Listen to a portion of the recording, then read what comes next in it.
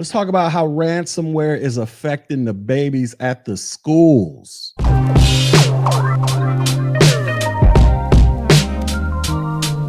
What's up, everybody? This is your boy Tech G, and today we're going to talk about ransomware and how it is impacting the school systems, ladies and gentlemen. So let's check this story out. Story says ransomware costs U.S. schools $3.56 billion in 2021. It says the attacks affected nearly 1 million students at schools and colleges across the country. So not only is ransomware a headache for these corporations and our infrastructures, they're becoming a headache for those who are going to school and college as well. You can't escape this ransomware thing, ladies and gentlemen. Article says ransomware attacks cost U.S. schools and colleges more than an estimated $3.5 billion in downtime alone last year. It says researchers at Comparatech documented 67 individual ransom attacks in 2021 that affected 954 schools and colleges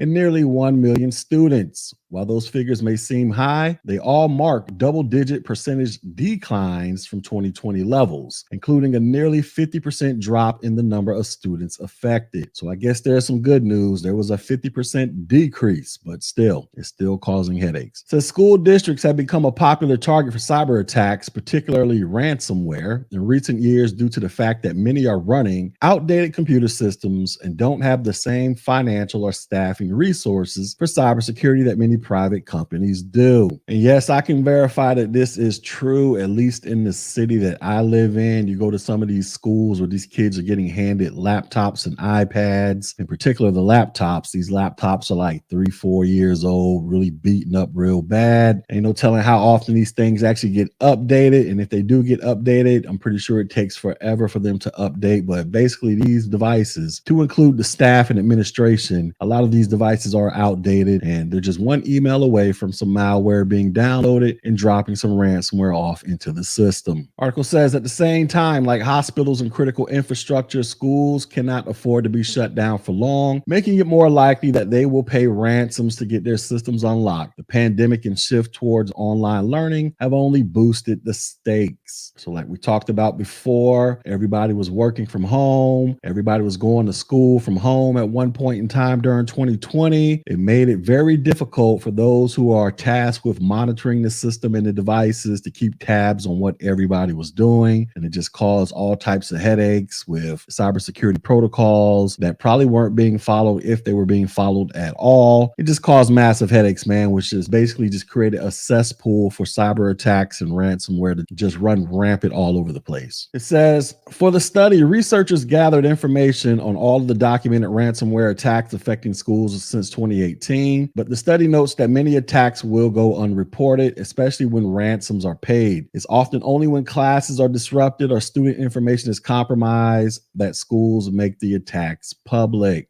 Article says the researchers were only able to find ransomware payment amounts for 6 of the 67 attacks they looked at. As a result, the $3.56 billion in cost figures stems from estimated downtime and recovery costs related to the attacks rather than actual ransoms that were paid. Based on data gathered from 19 of the attacks, the average downtime related to an attack, meaning the amount of time that schools were closed or services were largely unavailable, was 4 days. Recovery periods where schools were open but certain devices or services were unavailable lasted an average of nearly 1 month. So just imagine all these kids who go to school with their little laptops, because for those of you who don't have children, you may not be aware of this, but I do have 2 kids and they don't hand the kids out books anymore. Remember how we used to go to school, we used to get books and have to put the book covers on them? They hand kids laptops and iPads. My youngest son, who's in the 1st grade, he started school during 2020 during the pandemic. So when he was in kindergarten, they issued him an iPad in kindergarten. He went to class via Microsoft Zoom. So it was a weird thing, but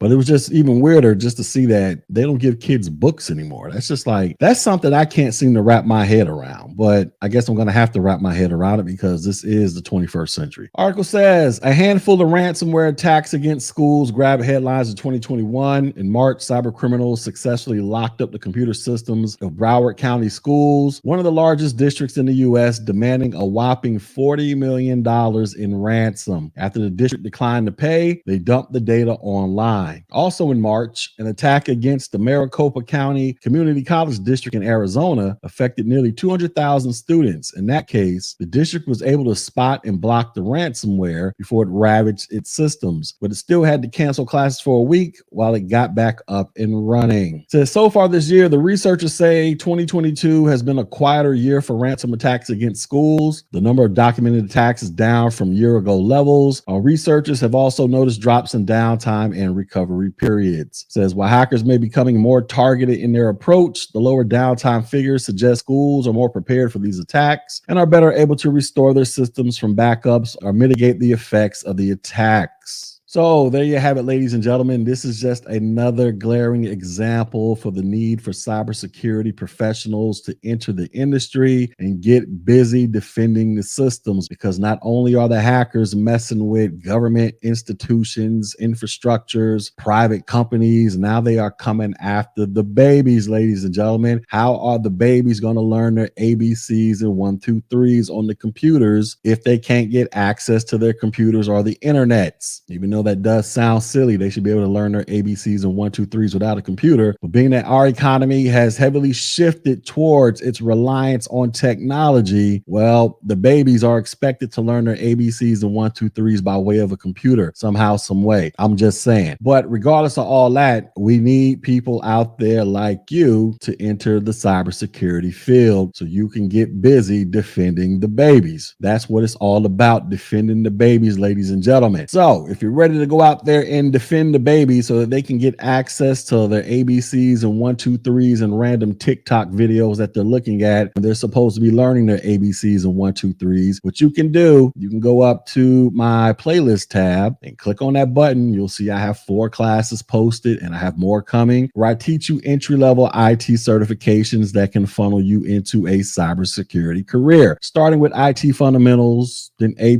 then Network Plus, and Security Plus. And I guarantee you go out there, you get those certifications, you will get a job and you will be on your way to defending the babies so that they can learn their ABCs and 1, 2, 3s on their little PCs. All right. Anyways, that's the news for today. Leave a comment, hit the like button, share this video, but most importantly, subscribe to this channel. And with that, I will holler at you on the next video. Peace.